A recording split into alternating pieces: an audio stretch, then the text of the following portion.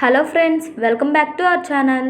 ఈ stock market mutual fund లో large cap అంటారు, మిడ్ క్యాప్ అంటారు, స్మాల్ క్యాప్ అంటారు. అసలు ఏంటివి అని మీకు డౌట్ రావచ్చు.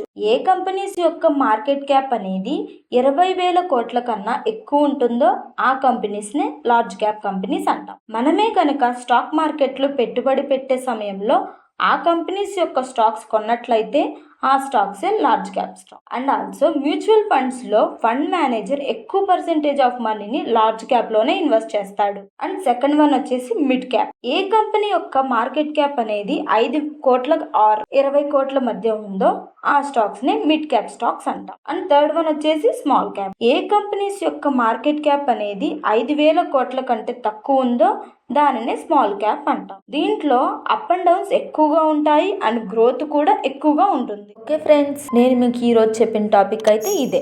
మరొక టాపిక్ తో నెక్స్ట్ వీడియోలో మళ్ళీ కలుద్దాం.